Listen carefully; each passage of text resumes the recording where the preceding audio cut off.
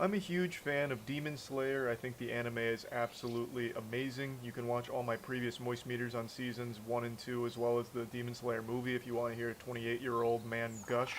I just think the show has been spectacular, and it's a series that's been most known for its animation.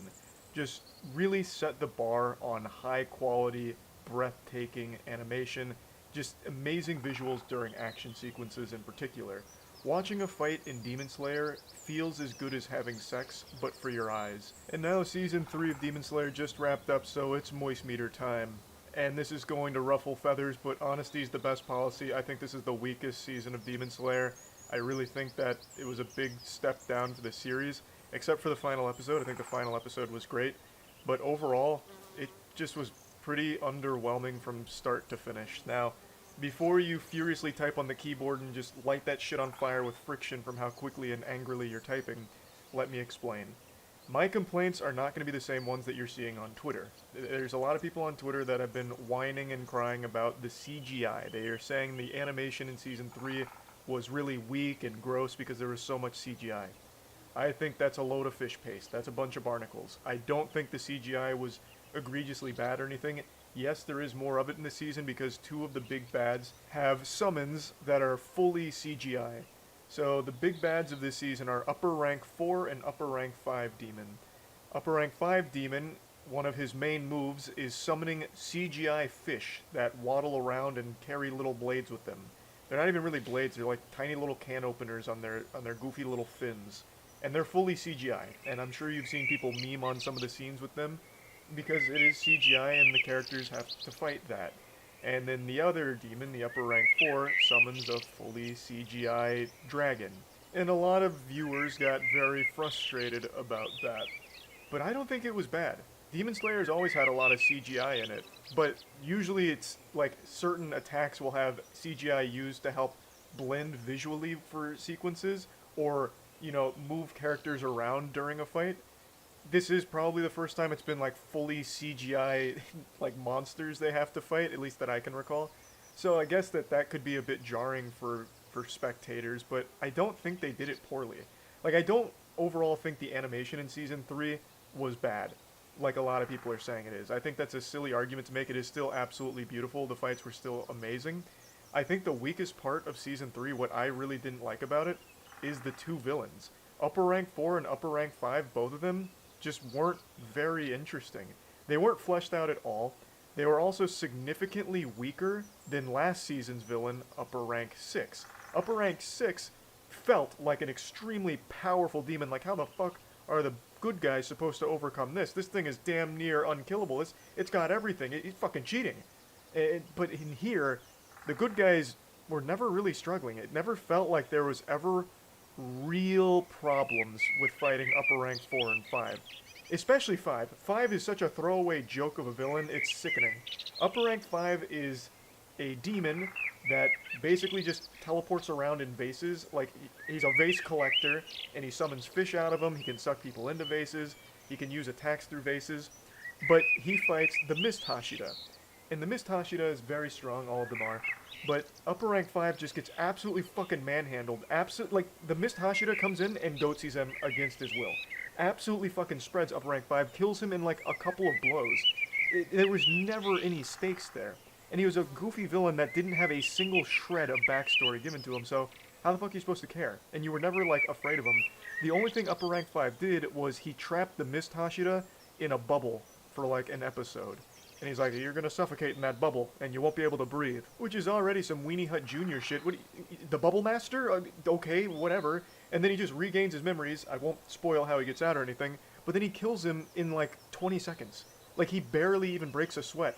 Upper rank 5's like, damn, you're not taking this seriously, are you? Well, you're about to have to start. And then he instantly dies.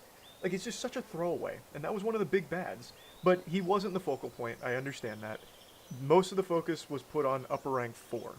Upper rank 4 is the demon that Tanjiro, Ginya, and then the Love Hashira all fight together. As well as Nezuko, of course. She's always ready to throw hands with the demons here. And he's better, but still seems like such a drastic decline in power from upper rank 6 in last season. There is no point throughout the entire fight with upper rank 4 that I ever felt like, oh man, how are they gonna beat him? This is getting real dicey. Holy shit, I've got the whole seat, but I'm only using the edge right now. This is intense. This is crazy. It was always like, wow, Upper Rank 4 is such a weak little pussy. In fact, one of the, I don't want to spoil too much about the season, but one of Upper Rank 4's characteristics is he is literally always running away and afraid. And he's also the size of Stuart Little. He's just like a little rat scurrying around in the forest, so half of the season is spent chasing him around. And he's just always crying and whining. It's literally them chasing Chucky Finster for half of the season. And that's Upper Rank 4. Now, of course, he does actually fight them in a unique way, but when they're engaging in these fights, I'll say this much because I think it's in the trailer. Upper Rank 4 has different versions of himself that fight. The main version is the cowardly crying piss baby one. The other ones stand and fight, but each one only really has one attack. An attack that Tanjiro and Ginya have no problem taking right on the chin every single time with no problem. It just really felt easy for them. Whereas last season, it took everything every character in the fucking cast had just to keep up with Upper Rank 6. They had to dig deep into their soul and go plus ultra 50 times and pull out 1,000 spirit bombs just to get close to killing Upper Rank 6. And that was the entire cast fighting there, basically. You had Tanjiro, Nezuko, the Hashira Tengen, Inosuke, Zenitsu, all of them having to go way past their limit in order just to fight the brother and sister combo, which was Upper Rank 6. That felt like, holy shit, this is a big villain. That's a very strong villain. Here, it was more of just a nuisance. Now, per usual, it is still a beautiful show to watch. That's not a complaint of mine. I still really think all of the action was done fantastic. Like, it was still superb to look at. But the villains were just so weak. Not only weak power-wise, but they also didn't really give them any kind of personality or any kind of development whatsoever. Upper Rank 4, they do a little flashback montage towards the end to give him some level of depth, but it still falls very flat and it's super quick. They just kind of speed ran a lore exposition dump, so they vomit out some backstory on this guy right before the end of the show. And it's not like that redeemed it, or it's not like that gave a lot of depth to the character, but at least they tried. God damn it, they didn't even look at Upper Rank 5 to give any level of depth to. They make him look like such a bitch. Like, there's a scene where after he's trapped the Mist Hashira in the bubble, he's, so blown away by the focus on a swordsmith that's honing a blade. He's like, wow, he's so focused, he doesn't even realize I'm here. So then he starts slapping him with vase attacks. And he's barely doing damage to the swordsmith. So Upper Rank 5 is not even being registered as a threat by a swordsmith at the village, and is also not even doing any real damage to the guy who's honing the blade. Like, everything he does just seems so underwhelming and weak. All of his fish are fucking worthless. They struggled to even kill a child, or even, damage a child who doesn't even know how to fight back. Like, everything about that character was truly just worthless. But at least Upper Rank 5 led to development for the Mist Hashira, which I guess may have been the point, though it seems like the Mist Hashira would have eventually regained his memories if he just sat and thought about it for a little while. I don't think he needed to be locked in a bubble for it, but regardless. The Mist Hashira does have development. I do like him. I do think he's a good character. I like his backstory. And narratively, I like a lot of what the Swordsmith Village arc offered. I do like a lot of what it introduced. Ginya, I think, is a very interesting character that I'm really excited to see more from. The Love Hashira, she didn't really have a whole lot to do here, but she was still fun because she has this really cool, noodle blade. She has, some kind of noodle sword that she uses to fight against Upper Rank 4 with, which was really cool. And the Mist Hashira had a lot of time and attention given to him. So I did like a lot of it. I don't really have any main complaints narratively or anything. It's really just feeling underwhelmed at the end of the season because maybe we've just been spoiled for seasons 1 and 2, but this one, the two demons they fight here just did not seem up to par with all the fights we've had up until this point.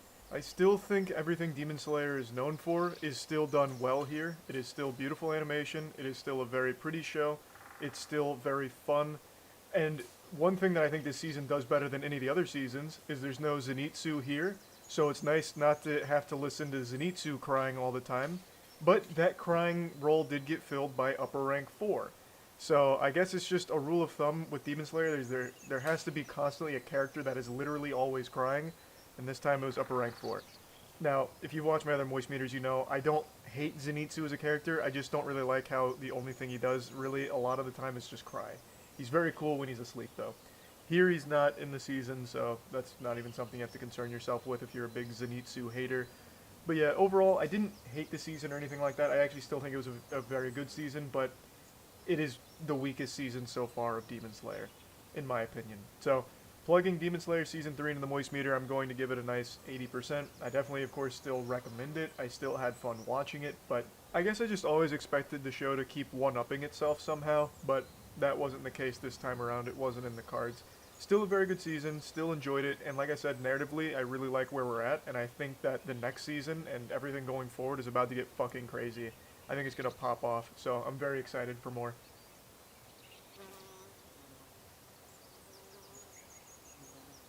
I am currently involved in my biggest scandal yet, and I want to immediately just start trying to pour water on the flames here, so put your pitchforks down and let me explain. Just simmer down, alright? Hold your horses. As all of you know, today is 420, of course, weed day, whatever, but also, it's the purge on Twitter. The checkmark purge. Anyone that isn't subscribed to Twitter Blue has just had their checkmarks banished to the Shadow Realm. They're gone. The whole legacy checkmark system has been kaput. They've wiped their ass with it. Now that all is left is the embarrassing $8 a month being flushed right down the shitter for a useless service. Unless, of course, you're a business that's paying $1,000 a month for a gold checkmark, or a politician who gets the gray one. The only blue checkmarks left are the Twitter Blue subscribers. And it's led to a lot of questions about me personally, because if you go to my Twitter, you'll notice something very yucky, very stinky. There's a bit of a blemish on my Twitter account. There's still a blue checkmark there. As my 4th grade English teacher used to say, honesty is the best policy, and man, this is a painful one. I don't have a checkmark because they let me be grandfathered in with like a legacy checkmark or anything like that. It's not like they allowed me to persist past the doomsday here. I wasn't some kind of crafty Neanderthal caveman who took shelter when the asteroid hit the Earth that took out the dinosaurs and I survived or anything. I have a checkmark because I subscribe to Twitter Blue. It is the most embarrassing thing I've ever done, and please, let me explain. I've made a lot of content laughing at Twitter, and most importantly, laughing directly at the whole idea of paying money for a service as dog shit as Twitter. So, this leads to the natural question, why? With the way people have been tagging me, like, you know, with tears in their eyes, crying about, you know, why, Charlie, why have you forsaken us? Why do you still have the blue check mark? What went wrong? Like, it feels like I just fucking stole Christmas like the Grinch. So please allow me to explain, because I have a good reason, damn it. So, like I said, I've made a lot of videos talking about a lot of Twitter goofiness, and of course one of those topics was Twitter Blue as just an idea. Like, paying for Twitter is one of the stupidest things you could ever really do. It's like paying to have someone spit down your throat every day. It's a silly idea. But the reason I paid for it is because on stream, a couple of people brought up a good point. After they popped Elon Musk's wiener out of their mouth, they texted some shit in chat that actually made a lot of sense. They said, how can you criticize Twitter Blue if you're not going to use it? How can you know for sure that it's a terrible service with nothing redeeming about it if you yourself aren't going to engage with it? And I actually thought about that for a second, and it was like that fucking Onion article, like, the guy everyone hates just made a really good point. And ultimately, I agreed with their perspective. I can't fully write off Twitter Blue if I don't actually know everything that's going on with it, since I wouldn't be using it. So probably about 2 months ago now, I took the plunge and made one of the most difficult decisions of my life. Like, this honestly felt like I was about to decide, you know, whether or not to pull a family member off life support or something. It was fucking painful, it was emotional. I was nearly, like, crying my eyes out, about to part with $8 for fucking Twitter. An actual swamp cesspool of degeneracy. But I did it. I subscribed to Twitter Blue about 2 months ago, and that's when I learned the truth. My third eye was opened. I was fucking right. I could now wiggle my finger and say I told you so that Twitter Blue is useless, because I was now using it and could confirm for sure that currently Twitter Blue is worthless. It offers nothing of value at all. It is just wasting money subscribing to Twitter Blue, at least in its current iteration. And all of the memes about, like, this motherfucker paid for Twitter, I think that's totally fair. I think that's super accurate. You deserve to be shamed if you're paying for something like Twitter Blue right now because there is no reason to. There is literally no reason to. It is literally a Boy Scout badge just to get bullied publicly and nothing else. You don't have access to any useful tools. You don't have access to any useful features. I'm going to go over everything you get with Twitter Blue right now so you can see the full scope of just how meaningless it is. Maybe in the future there'll be some like implementations or changes that make it worthwhile. Elon Musk certainly seems to think so. He's constantly trying to drum a pipe for Twitter Blue, like pumping his fist saying like all of these incredible things are coming very soon, any day now. They're right around the corner. That's got to be the longest fucking street of all time if we still haven't got around that corner because there is still nothing on the horizon. It doesn't appear like anything's coming anytime soon right now. It's honestly just kind of sad. I feel like I'm eating alone at the lunch tables with all the other losers that have Twitter Blue right now. We're just the outcasts getting laughed at, and we absolutely deserve it. You know, this is like I threw a birthday party and nobody showed up except my parents, and they gave me like a little participation trophy here present with my fucking Twitter Blue checkmark. It's so embarrassing. Now let's go over what Twitter Blue offers. As a paying cuck of Twitter Blue, I have the ability to send out a tweet and then the option to undo it, immediately send it, or wait for this countdown to finish in order for the tweet to go through. This is, I guess, if I have a lot of immediate anxiety and regret after clicking tweet, I can undo it within a certain period of time. But let's say I want to let it rip, and it's up there, and I change my mind. Well, I have that coveted edit feature, where I can edit the tweet to change things around or add to it within the first 30 minutes of the tweet being live. Now, I'm sure all of you with your thinking caps on will immediately recognize why that feature's fucking worthless. Because it's Twitter. If you regret something, or you decide you don't really want it up, or if you want to add something to it, you can just delete the tweet. It's not that big of a deal. It's Twitter. It's instant to do that. There's no penalty for it. You don't have like a certain allotted amount of tweets that you're allowed to post. Like there's no quota. You can just tweet it, be like, that's kind of a stinker. Delete. No problems. Editing a tweet is fucking worthless unless you're trying to like prank your followers where everyone likes or retweets something really agreeable and then you edit it to say something really nefarious and evil so then it makes them look silly for retweeting it, I guess.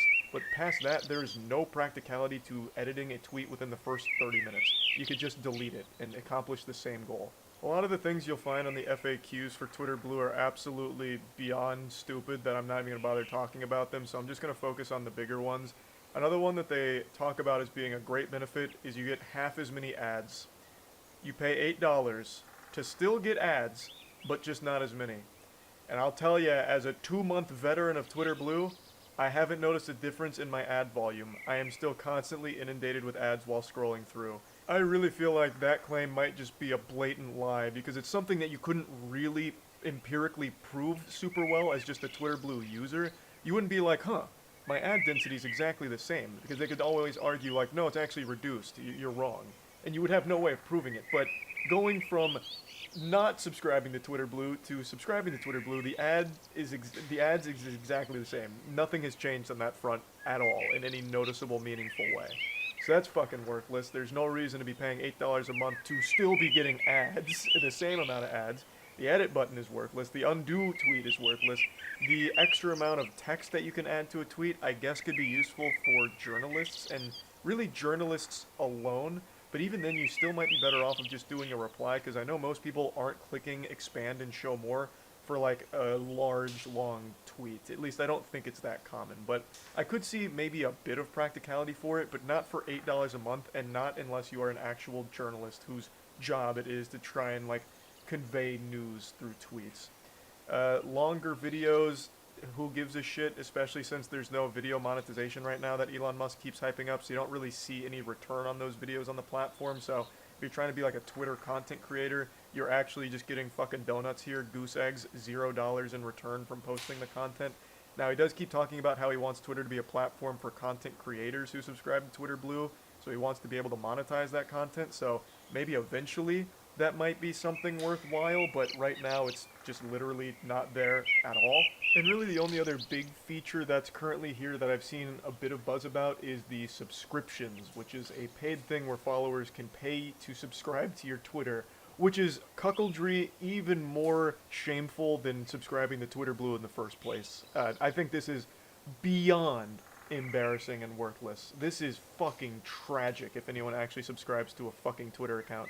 But here's how it works.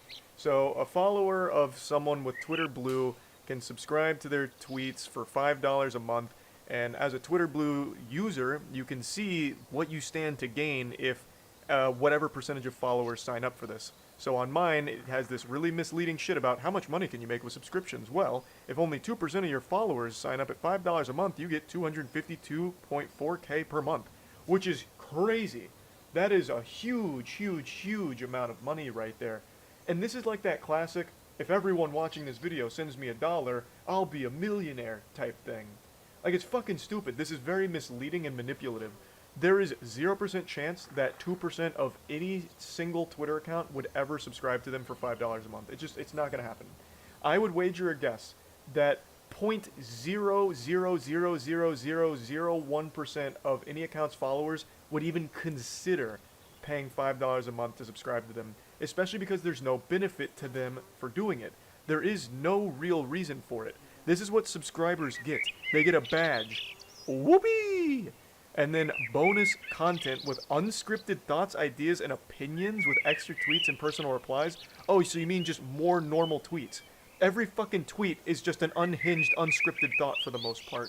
And then it just says more features coming soon. They couldn't even find something else to round this out with. It's just like, yeah, and then maybe we'll think of other things. So you actually get nothing for it. 2% of your followers will never subscribe to this. It is a complete pipe dream. So I'm not turning on subscribers. Like, I don't need to actually take the plunge on that one to know how worthless it is. I'm not going to bother. Now, I know Mr. Beast has subscribers on, and they've been, like, really pumping out notifications to let people know that they should subscribe to him, which is super weird, but I do know there are people that are turning it on, and I'm very curious on how that's going for them. Because I can't imagine it being super successful when there is no benefit to subscribing to them. You get nothing. At least on something like Twitch, you can get emotes, which build the community and people get excited about that. But even there, I think emotes are pretty weak as like something that you receive for a transaction. It's mainly just to show support to a streamer you like, which I guess you can make the same argument for Twitter, but you're still just getting absolutely nothing of value out of it. And to show support to that Twitter user, I'm assuming they have other platforms anyway that are more direct to them, that you would probably be better off showing support through those as opposed to Twitter itself. Now, this is like the last main feature with Twitter Blue that I wanted to discuss in this video here. I just think it's completely worthless right now. Even if this was $1 a month, I would say that it's a waste of $1. It's just truly not worth any amount of money because none of this is useful. But that's not to say that it can't be in the future. I do recognize that this is still very early. This is still like a very primitive build of Twitter Blue. So maybe down the line there's going to be some practicality and some benefit to some of this shit. And it might be worth money then, like maybe then it would be a worthwhile subscription service, but right now, not even close, and everyone that does have Twitter Blue deserves to get laughed at for being financially irresponsible here, because it is just absolutely not worth it. Like I said, it could be down the line, but from everything I have access to with Twitter Blue right now, it is far from a good service. So, I wanted to explain why I still have Twitter Blue. I really do think it is important that if I am going to be talking about a service like this, that I need to at least be subscribed to the service to have a full understanding of how it all works. That is the only reason that I have Twitter Blue and am wasting money on it. So that way I can be as knowledgeable as possible on the subject. So hopefully that explains all of that. That's really about it.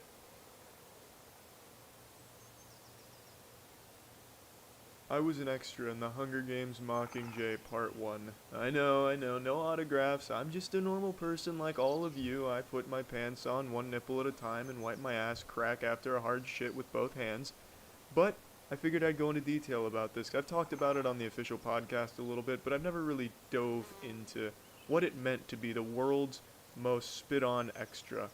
When it comes to being a useless extra in a movie, I'm the cream of the crop. I'm the cream supreme. Does that mean that I'm the best actor in the entire world of acting? I like to think so, but on paper, no, absolutely fucking not. So this story starts like every other good story, every other fairy tale. I had just drained my nuts at a hard jerk-off session, and that's not a joke because I genuinely did jerk off. And in that like brief 5 or 10 minutes of just pure euphoria where you feel like you know everything in the universe, like you see the strings that hold it all together, I decided, you know what? I want to pursue some acting. So like every 21st century man, I turned to Google and I was looking up open casting calls and found one for Hunger Games Mockingjay Part 1. It was in Atlanta, and they wanted headshots and full body shots shirtless. I didn't really know how to do this because I didn't have either of those, and I didn't really want to ask my friends because Tinder wasn't exactly around at that time, so I couldn't just play it off as, hey bro, I'm just trying to slay some punani out here, take these cool shirtless pics of me, let me flex real hard real quick. So I didn't want to ask my friends for anything like that, so I thought it'd be significantly less weird to ask my dad to do it. So my dad was snapping some cool shirtless pictures of me like every good father and son relationship. But what I didn't think of at the time is my dad's 6'5", he's tall as shit, and I'm 5'6", I'm short as shit. And he was taking them at regular eye level, so he was looking down on me, which made me look even shorter than I am. So I looked like a fucking action figure in these photographs. They ended up choosing me to play an extra, and when I went to the fitting, they had a hard time actually getting me anything because they had already banked on me being 4'1". So that was kind of nice and flattering when they're like, wow, you're taller in person, because that's something I've never heard in my entire fucking life. Usually it's, wow. Yikes. But anyway, we do eventually find some clothes that fit me, luckily, as if that was a Herculean task. You could have just gone to Toys R Us and found some shit for me. But anyway, we move on from there. We go to the filming. It was about a week after the fitting. And the scene took place in this podunk shithole rust-filled factory that they were using for this location. I guess they had just nicely asked all the homeless people that lived there to leave, and kindly asked the heroin addicts not to come back for the course of the next week. So anyway, the scene I'm in, Katniss goes to this factory. It's District 8. It's supposed to be a hospital where she's looking over shit. I'm gonna play a clip from it here.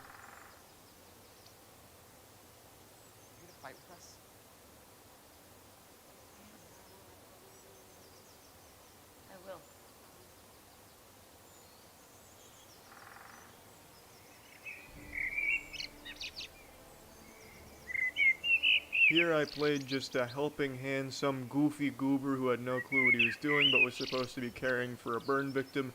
They gave me a slight line to read. I guess it wasn't supposed to be like a SAG type line, SAG being Screen Actors Guild, where you need 3 lines to automatically enter it, so it doesn't really count, unfortunately, and it never would have even if it did make the fucking final cut, which it didn't. I will never forgive them. Boycott Hunger Games because they took out my part. But anyway, my line was somewhere along the lines of, this girl needs help, she's burned, yikes, oh shit, it's a burn, I don't know what I'm doing, I am not a doctor, it's a burn, help, basically just crying for help.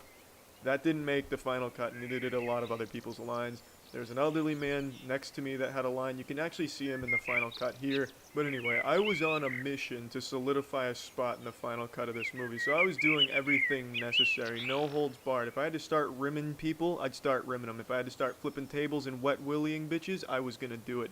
I was getting into this fucking movie's final cut, no matter what. So what I would do is I would chase around the action in my designated area. So the elderly man that had lines, I would keep scooting closer to him in between takes, that way I'd be there. They didn't use his line, so that slapped me right in my fucking face, unfortunately. I also really goofed around probably too hard. I would be like screaming kind of loud because they're like, be chaotic, be wild. And I was just like, fuck, oh shit, fuck, sometimes. And obviously that didn't make the final cut. I thought there'd be a slim chance of that though, maybe in the background like an Easter egg. But I didn't put too much real estate in that. I didn't expect that to make it. But what I did attempt and really thought would make it to the final cut is when this kid right here, the kid who says, are you here to fight, are you going to fight with this Katniss? I was originally positioned where this one girl's head is poking out. That was supposed to be me.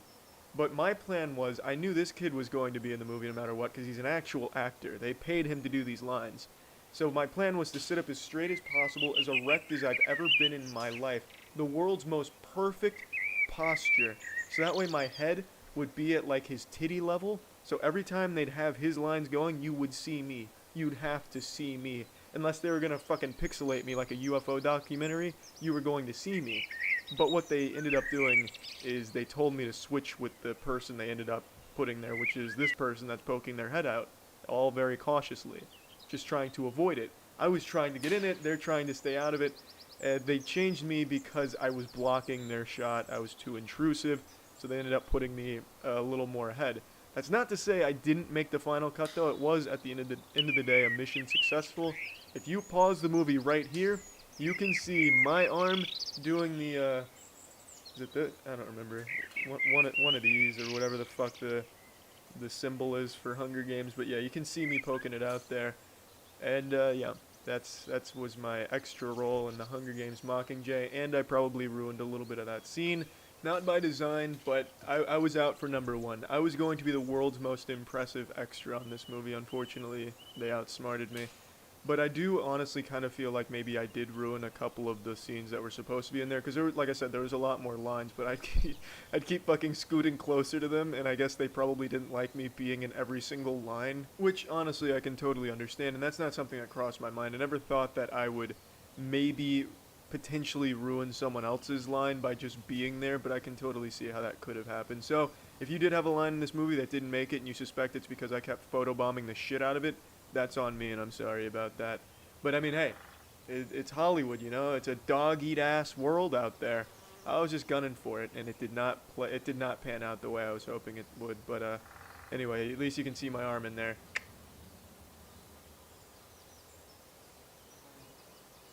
Are you having a bad day? Well, I want to show you something that'll make it a little bit better. Something that'll make you go, aw. Something so wholesome and cute it'd make the Grinch's heart grow 3 sizes. This is an emotional support alligator. When you see an alligator coming down the street towards you, but alligator expert Joe Henney says his alligator poses no threat. That's one of nature's finest killing machines just relaxing on this dude's lap like a pillow. Alligators have gone largely untouched for the last 8 million years because they've reached the apotheosis of evolution. They're a goddamn dragon scale covered lake tank with a mouthful of swords. And apparently, they can run up to 20 miles per hour on land. Which, if I'm being honest, I still don't believe. This just seems like alligator propaganda that they want us to be even more fearful of these fucking things than we already are. I've looked this fact up so many times just looking for any video footage of an alligator running super fast on land, like keeping up with a car or something. And the best I've seen is an alligator that jogged like 3 feet on a golf course and then fell. So, I still think that this was some kind of lie that we've just never bothered to test thoroughly because it sounds cool. But questionable turbo speed aside, alligators are fearsome predators. Steve Irwin used to wrestle these bastards, and it's pretty obvious why they've gone untouched by evolution for so many millions of years, and it's because they've pretty much perfected what they want to do, and that's just kill, eat, and spin around in the water, and sunbathe. And they sunbathe hard as shit. Like, if you go to a zoo and go to the alligator exhibit, I guarantee 9 out of 10 of those bitches are just sitting on the side of the water, like on the sand, with their mouth open like this. Like, it looks like they just blue screened in Windows. They're just fucking frozen there, petrified like a statue. But then the second they decide that they're hungry, shit pops off. Point is, this is a wild emotional support animal to have. And what's crazier is he's not the only one. In Florida specifically, some people treat alligators like dogs, where they actually walk them on leashes. It's not super common, but I've read quite a few stories over the years of people in Florida having alligators as pets. And this wasn't planned, by the way. I saw this video this morning, and I had already thrown on my Moist Global Swamp Core merch, which has an alligator on the back. So I'm really in that, like, alligator mindset right now. I've never met an alligator that will not bite you. You fool around the head like this, their instinct is to grab you. He does not do it. You can reach in there and rub his tongue. He refuses to close his mouth. We don't know why. Yeah, there you go. Wally was found in a pond at Disney World. Well, that explains it. I know why he won't bite people. It's because he lived at Disney World. That's a place of magic and dreams. Mickey Mouse himself probably taught this alligator the art of pacifism. Of course, I'm only yanking your chain. The alligators at Disney are especially aggressive. Meaner than most alligators, I feel. I don't know why, but they're fucking devils there. They must be hopped up on that blue milk from Star Wars world. Or they must be DreamWorks fans. I don't know, but they hate it there. And they seem much more aggressive than usual. There was a case only a couple years ago of a child getting eaten by an alligator at Disney when he went to get sand for his sandcastle. The alligators at Disney are terrifying. So it really is shocking and special that Wally refuses to bite people. He must have received a lobotomy, because that is not normal. He had to go. And since in Florida it's illegal to relocate alligators to another spot in the wild, Joe agreed to take him in. Today, Wally lives on Cheetos and chicken legs in Joe's house near Hershey, Pennsylvania. He's got that professional Redditor diet going on here. I love that he eats Cheetos. That just seems like a situation where Joe was like, "Hey Wally, you're probably pretty hungry and all I got in the pantry are these Cheetos, so bon appetit," bang. And then it's an alligator, so of course it's going to eat it. I imagine alligators eat pretty much everything. You could drop 2 shoes and a roll of toilet paper into that tub, and I bet that Wally would consider it a gourmet entree from a Michelin-starred restaurant. Like, I feel like alligators can eat everything, so it's probably the easiest animal to feed. Actually, you know what? I'm probably wrong. I bet the alligators can't eat chocolate, because it seems like chocolate is poison to every single creature on the planet that's not a human. It's like a nuclear bomb that insta-kills everything that eats it that isn't a human being. Give me a second. I'm going to look this up real quick. Turns out there's a little bit of a debate on whether or not alligators can eat chocolate, which is a crazy discussion I didn't know was happening behind closed doors. So, there was another pet alligator named Gwendolyn who survived on a diet of pizza and Chips Ahoy chocolate chip cookies for like 40-something years in some guy's backyard. So, that alligator was fine, but then other sources are claiming that alligators and, like, mainly every reptile shouldn't really be consuming chocolate because it's not good for them and will hurt them and is still considered bad for them. So, I'm getting mixed responses here. This seems like something that just hasn't been fully explored on whether or not chocolate's safe for alligators. Not that this has anything to do with Wally and Joe's connection here in the emotional support alligator, but just something I found interesting. Without a cage. Good boy. At this point, I should probably say what should go without saying. Don't try this at home. Too late, dork. I've already got a bag of Cheetos that I'm taking to a swampy pond outside of I-4 to get myself a nice new family pet. I don't think I'd be here right now if this was just another guy with an alligator. Not that there's a whole lot of those out there. But there's a special bond between you two. Very special. He is my emotional support alligator. You heard right. Emotional support alligator. That's actually unironically super sweet. Like, it's crazy how the framing of something changes your whole perception of it.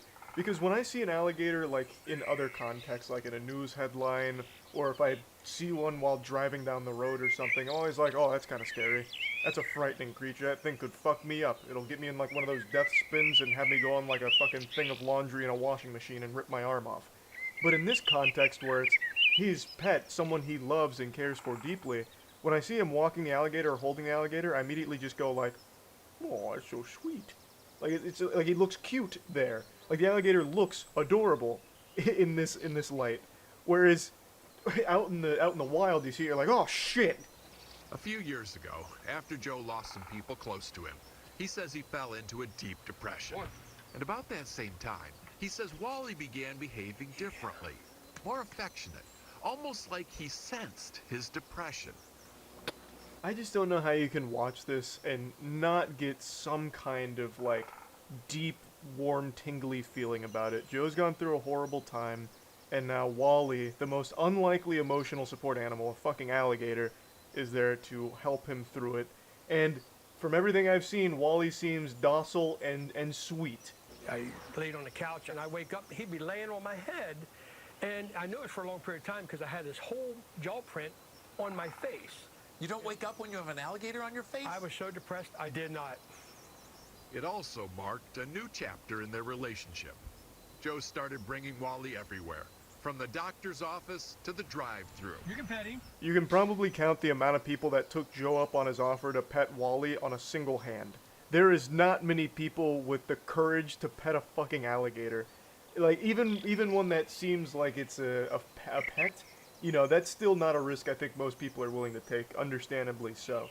But it seems like Wally hasn't had any instances of lashing out or anything. It's not like he's only bonded to Joe and is mean to everybody else. Seems like Wally is just some kind of alligator with a malfunction where he doesn't want to bite anything that's not a fucking Cheeto, I guess. In a wedding, they are together day and, yes, night too. And as a result, Joe says his depression is dramatically improved. I'll get lonely and stuff like that there, and he seems to sense that stuff, and he'll come up and he'll give me a hug, and makes me feel loved. He may be an alligator, but I can attest, those are not crocodile tears. Just a generally wholesome story that I wanted to share. Dressing the alligator up in a little tuxedo at a wedding is so fucking adorable. That shit is so cute. I don't know. I just thought this was a cool little uplifting story. and I wanted to share it just in case you were having a bad day, and of course, most of the news in the world is negative, so it's always nice to highlight something positive like this, and something a bit wacky too. So that's really about it.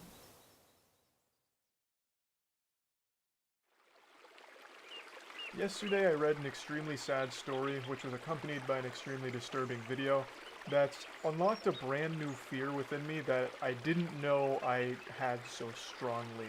It's like an Xbox achievement I never wanted to unlock. Now that's nothing new, that's not some unique, quirky thing that only I experienced. It's very common for people to read something or see something that, gives them the heebie-jeebies and it becomes some kind of fear or phobia that they'll carry from that point forward. Sometimes it's really goofy things like a silly horror movie. Like maybe you saw the Winnie the Pooh horror film and that scene where the disgusting Winnie the Pooh costume starts drooling after seeing a pair of titties, and now maybe you're fearful of pervert Winnie the Pooh being your sleep paralysis demon or something, right? Like there's just plenty of things where you'll learn something, read something, and it becomes like this new fear. That's what happened to me yesterday. And it's about a story that I'm sure a lot of you have read about or seen the video of by now, with the 18-year-old who was on a cruise ship with his friends, and someone dared him to jump off the cruise ship, and he did.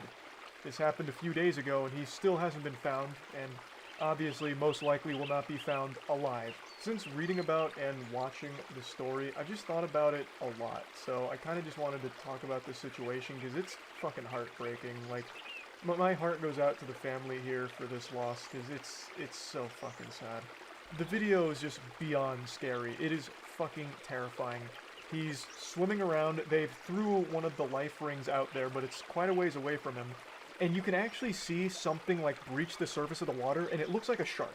Like it actually looks like a shark in front of him, and he's looking at something and swimming away from it. He's swimming away from the life ring, and that's, I think, and what a lot of people speculate is because it looked like a shark. Now, from what I've read, it's not uncommon for sharks to circle cruise ships just kind of collecting scraps, which I, of course, had no idea of. They sound like fucking seagulls out there, I guess. So it very well could have been a shark, but it's too blurry and it's too dark in the night to actually see for sure if it's a shark. But there was something there. And he started swimming away from the life ring, and within like 2 seconds, just vanishes into the open water in the middle of the night. The video is just haunting as well. There's some callous asshole who, as the 18-year-old kid is vanishing into the open water, he just says, "Bye-bye." Like, that is downright evil. Keep in mind, this was off of a dare, which is crazy to think about. It's unironically what your parents used to say growing up, don't follow the crowd. If your friends jump off a cliff, would you jump off a cliff? That kind of garbage. But then it actually happened here. Of course, I imagine whoever dared him to jump off the ship didn't expect him to actually do it, but he did, which means that person is now partly responsible for Cameron's death. The kid's name was Cameron, and they haven't found his body yet, and they probably never will. They called off the search because they hadn't been making any progress on it, so they'll probably never find the body, and I don't think there's any chance that he'll be found alive at any point or anything like that. So this is very much a situation where that dare killed him. Such a diabolical dare, too. Even if it was meant as a joke. I dare you to jump off the cruise ship, basically saying, I dare you to commit suicide. Like, that's fucking crazy. That's so weird. Double dog dare you to throw your life away. Haha. It's so gross. It's a tragic situation, and the video is so fucking disturbing to see. I, of course, have always had a bit of a fear of open water, like swimming out in open water. I think every human being in the world has that kind of fear, like, built in. That's like default factory settings for human beings. But I've never really considered the possibility of a cruise ship leading to a situation like this. I've never been on a cruise before. It's not because I'm afraid of, like, boats or anything like that. It's mainly just because I don't think I would enjoy being on a cruise. But I never really stopped to process the potential danger of falling in. Like, I guess in my stupid little caveman brain, I always thought to myself, like, ooh, Charlie fall in, Charlie swim back to boat, or life ring go to Charlie and Charlie get back on boat. And honestly, I blame Yu-Gi-Oh! When Weevil throws in Yugi's Exodia pieces and Joey dives in off the boat and has no problem getting back. That must have planted the stupidity deep in my brain. But I just never really processed the potential danger of an overboard. And according to what I've read, Overboards on cruise ships are very, very often fatal, especially in the middle of the night. It's extremely difficult to find someone who's gone overboard because of the current that the cruise ship creates. Usually yanks people under, pushing them very far away very quickly, and it just makes it very difficult to locate, even during the day. Let alone at night. It is so fucking rare. There's been a reported 212 overboards from 2009 to 2019, so they're not super common. I guess there's a lot of protocol in place to prevent something like that happening, but it does happen occasionally. And of the 212 overboards, 48 of those were rescued alive, so 28%. That's not a very high survival rate at all. So I just never realized just how dangerous it would be to fall off of a cruise ship. And I feel like another thing that contributes to it is people just have this perception that cruise ships move excruciatingly slow, but that's just not the reality of it. They're simply massive. Like, they are huge, so it looks like they're going slower than they are. But in the water out there, it'd be very hard to keep up with the cruise ship unless you're an Olympic caliber swimmer. It's kind of like a kaiju fight, right? Like Godzilla fighting King Ghidorah, it looks like they're kind of moving slow with a tail whip and shit, but they're just so big, that tail's probably moving at goddamn the speed of sound. It's just because it's so big, it looks slow. So, like, falling in or jumping in off of a cruise ship has to be one of the worst things that can happen, like, in general. And I haven't even mentioned the hypothermia because of how cold the water would be in the middle of the night and in the middle of the open water like that.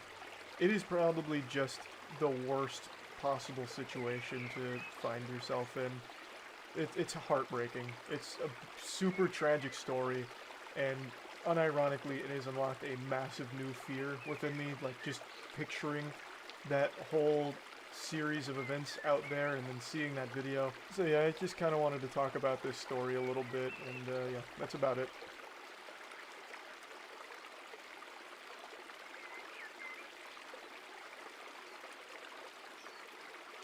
I may not be at a fine dining establishment right now, but I'm still serving up a large glass of wine. I just have to complain and rant about something in this video that's just been grinding my gears for quite some time now, because the problem still exists, and it's not getting any better in the industry. So stand back, you're about to enter the splash zone. I'm about to get real passionate, which means I'm gonna start spitting. How can it possibly be that 2023 years after the death of Christ, we are still releasing games with a dogshit PC port? How are we not learning from past mistakes, from previous sins of our fathers, from the countless other awful PC ports that have ruined games? Why is this still not only a problem, but actually getting worse? It makes no sense. This is actually a SpongeBob, how many times we have to teach you this lesson, old man moment. It'll be no surprise what prompted this video. It was the Star Wars Jedi Survivor game. I'm sure all of you have read the headlines and seen the reviews about how awful the performance is on pretty much every platform, but most notably PC. Unforgivably bad on PC for most people. Now, I'm currently playing it on PC, and not only was installing it an unbelievable headache because we've entered the age where no one gives a fuck about actual optimization at all, so it was a 128 gigabyte download, and then after that was finished, I got fucking slapped, double-fisted, with the 129 gigabytes of unpacking that needed to come after the 128 gigabyte download. For that fucking file size, I felt like I was downloading another human being onto my computer. Shit had me installing an entire new solar system onto my SSD. I feel bad for anyone, like my heart is breaking for anyone that doesn't have like top of the line internet, because this probably still isn't even done downloading for you on PC right now. You probably still have another week or two on that, baby. You gotta let that shit cook, because it is rough. They don't bother compressing things anymore, I guess, and they just let it take up as much space as possible, as if it's some kind of like achievement if they take up like fucking 140 gigabytes or whatever. It's ridiculous. But that's not even the big point here. So on PC, and pretty much everywhere else, you will probably not be getting 60 frames per second. And I know, oh, entitled gamers wanting 60 frames, oh, that's so goofy. Well, bah humbug to you as well, Ebenezer Scrooge. If you're paying $70, this is a $70 game, if you're paying $70 and not even getting the bare minimum of performance, then you are a cuck if you're trying to defend that. When you're paying that kind of money, you should be getting high quality product for it. but there is not a single report I have read from anyone that is able to maintain a consistent 60 frames per second with this title, no matter what you're running. You could be running the state-of-the-art quantum computational technology, absolute, $100,000 hardware, 4090s out the fucking wazoo, and you will still not be getting 60 frames per second in this game consistently. Mudahar recently made a video going over it. I'm sure you've all seen all the articles. Most people are getting between 40 and 50 FPS, no matter what they're running. And for a lot of people's machines, seeing 40 FPS is like finding a shiny Pokemon. Getting 40 FPS for some people's machines is a fucking accomplishment in and of itself, deserving of a trophy and a pat on the ass. It is ridiculous. A lot of people are getting 30 FPS. It's just in a terrible state. And one other thing that I should mention with Jedi Survivor, though it doesn't apply to every bad PC port, but it certainly does for this game, is that it uses Denuvo DRM. I'm sure you've all at least heard of Denuvo before. It's become the boogeyman of DRM because it has been shown to make game performance worse. To what extent and exactly how big of an effect it has on performance is always a bit of a toss-up and a case-by-case basis on the game itself, but it does have a proven negative effect on the performance of a game. The reason companies use Denuvo is because they're all so fearful of piracy that they take the nuclear option and choose Denuvo to try and protect it, though even in those cases the games still end up getting cracked and people still pirate them. It just takes them a little longer, which I guess for the company execs might be worth it, but you sacrifice the actual performance of your game for your paying customers in order to give yourself like an extra week of no piracy. But what ends up happening, and I'm getting a little sidetracked here because this is a little off the path that I wanted to talk about with just bad PC ports in general, but Denuvo in particular, what ends up happening is when a game has this and a normal person buys the game, like me, I buy the game, I'm subject to that Denuvo DRM, and that makes my game's performance worse, whereas the people who pirate the game that are taking a week before it comes out, or 2 weeks, whatever, they now get that game without Denuvo, thus their performance is actually better than the paying customers. That's ridiculous. That's so fucking ass backwards, it's laughable. It's almost poetic. In their delusional attempts to combat piracy, they end up encouraging it by offering pirates a better product if you pirate the game than paying customers. It's so wild. And in Jedi Survivor's case, it's even more lunacy because the Denuvo, the DRM, all of it is so extreme that if you try and load this game on what it deems is too many computers, it'll shut you out from even playing the game. Look at this screenshot here. There have been players reporting that because of Denuvo, they've been locked out of the game because it thinks that they're playing it on multiple computers, thus it's like, combating piracy. When that's not even what's happening. It's out of control. It's totally out of control. But back to just general PC ports being terrible and like a trend of this going on, it's still unforgivable to even be getting 40 and 50 FPS in this day and age and paying full price for the game, which has become kind of the trend in the industry, which is so weird, and why I'm talking about it, because this isn't like some rare exception. This isn't some unicorn where like, oh man, somehow they fucked up a PC port. How could they have done that? No, this is like super normal. Right now, we live in the time period where it's push it out and we'll fix it later. Just ship it and we'll fix it somewhere down the line and that should be fine. Which is trash. That's horrible business practice. And what's even sadder is the amount of brainwashed drone zombies that defend this and actually attack people that call it out, saying that they're just entitled gamers. How can you be demanding this from developers to get it right off rip, to get it perfect when they ship it? This is silly. You're being a bunch of goobers. Obviously they're going to fix this game at some point. They treat it like it's a fucking NFT investment or something, like, oh, it's gonna be great at some point. And yeah, maybe sometimes it does get fixed, most notably Callisto Protocol. That shipped in the worst state I've ever seen for a PC port. It was borderline unplayable with how fucking bad that was, but they fixed it shortly thereafter. But I don't think that's really excusable. I'm glad they did the right thing and made it work, made it functional, but it shouldn't have ever shipped that way. It's not like they didn't know these problems existed. It's not like this all of a sudden came out of nowhere, like, oh my god, there was a fucking ghost in the machine and it corrupted everything right when it launched. No, they would have been aware of it, but they still decided to ship it anyway in that state just to meet the deadline. I'm glad it got fixed, but it doesn't change any of the damage done to the initial buyers here, and it ruined the reputation of that game forever, completely fucking tarnished it, wiped their ass with it. And right now that's happening with Star Wars Jedi Survivor. A game, when it launches, should be in a good state. Bugs, of course, are always going to be there. I never really hold bugs against a company too harsh unless they're obviously game-breaking and, like, maybe there's an incredible amount of them. But I understand bugs are always going to be present. There are just some things that you can't always get in QA testing. But just performance problems like never getting 60 FPS, constant stuttering, those kind of things, you know they're there when the game's about to ship. Now, like I said, I want to make this clear. I'm currently playing through Jedi Survivor. I am not experiencing most of the problems that the majority of PC users are with the title. I'm not getting a crazy amount of stuttering. It's definitely there. It is prevalent, but it's not like game ruining or anything like that. And I know I'm not getting 60 FPS. I think I'm more in that 45, 50 FPS ballpark, but I don't really feel like putting up the FPS counter to double check. I just know it's not 60. It's pretty clear.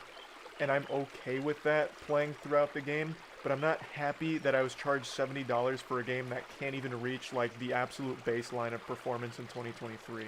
I'm enjoying the game because I think the gameplay is good and I'm enjoying the story so far, but I am extremely disappointed in the performance of it. I would obviously like if this game was hitting 60, it would be better. But I'm not having the worst time with it because I've been lucky enough to not experience most of what other PC players are. So I just wanted to get that out there real quick. But anyway, Jedi Survivor developers, they put out a statement today on Twitter, and I want to kind of go over that as well real quick. We are aware Star Wars Jedi Survivor isn't performing to our standards for a percentage of our PC players, in particular those with high-end machines or certain specific configurations. Within the first sentence here, just a full poopy diaper on display. It's not a percentage of PC players, it's all of them, whether it's high-end machine or not. Also, it's not performing up to the standards that you'd expect in 2023 for consoles either. Console performance isn't amazing, it's just PC performance is worse, so that's where most of the conversation has been focused, is on PC. But the entire game itself is so fucking poorly optimized and not great performance. While there's no single comprehensive solution for PC performance, the team has been working on these fixes we believe will improve performance across a spectrum of configurations. We're committed to fixing these issues as soon as possible, but each patch requires significant testing to ensure we don't introduce new problems. Thanks for understanding and apologies to any of our players experiencing these issues. We will continue to monitor performance across all platforms and share update timing as soon as it is available. Star Wars Jedi Team. So this is baloney. We're looking at an actual load of horseradish here. These aren't problems that were brand new once the game shipped. They would have been aware of these. But because of the higher-ups at the company, I imagine suffocating, fucking strangling them like Bart Simpson's neck, making sure that they're going to be on time for the deadline, they forced the game to come out as scheduled, as slated, which didn't give them the optimal time to refine the performance problems. Thus, now they're going to have to play catch-up and be eating shit publicly for this in the meantime. And even after they fix it, they will still eat shit for releasing a game that was poorly optimized with terrible performance. It's just a lose-lose. Like, the only benefit here is to the higher-ups at their bottom line, like, look at all these day one sales. But then there's going to be a drastic drop-off because of all the negative press, because everyone's talking about how fucking awful the game is because of the performance. No one's talking about the game being good right now. And the game is good. I'm having a great time with it. The gameplay is fucking fantastic. Like, I actually think I'm enjoying the gameplay more than in Fallen Order. But no one's talking about that because everyone's focused on how awful the game performs. That takes precedent over a good game. If you release a game that is shittily made, right, if it doesn't run well, that's all people are going to focus on, for obvious reason. I'll just never understand this, like, speed run to get games out, no matter the cost. Come hell or high water, this game's going out there, even if we left in all kinds of game-breaking problems. Who gives a fuck as long as it's out there in the wild? That's what matters. It's dumb. You would stand to gain far more from a good PC port and a well-optimized game. I can't wrap my head around it. I understand that there's so much bureaucracy to it now that maybe it's just totally out of the hands of the developers and really just in the hands of the suits that force it. So there's only so much they can do. I really do think that's probably a large part of it. It's not like the developers want to release a game that they know is in a bad state because they're the ones that catch the most flack for it. I mean, that's just the way it is. So I'm sure they don't like it either. It's just such a shame that this keeps happening with good games. It is very rare to have a good PC port these days, which is crazy to me. I feel like we should have learned from the past, where when you have a good PC port, everybody wins. You get more customers, it has a long life now on the PC as well. Everyone wins when you make a good PC port to a game. I just don't understand why it continues to be an issue. Fucking Last of Us, the PC port they released, is a joke. Like, it just continues to happen. Why? I really don't understand why there is not any amount of care given to these PC performances for their games, when there is really only upsides to it. I just wanted to rant about this because obviously I play most of my games on PC. I do still console game occasionally, but it's pretty rare. Almost everything now I do is on PC. So it just always hurts to have such a shitty experience for these good games because they didn't bother to put any amount of polish on the PC port. So I just wanted to rant about that, and that's about it. See ya.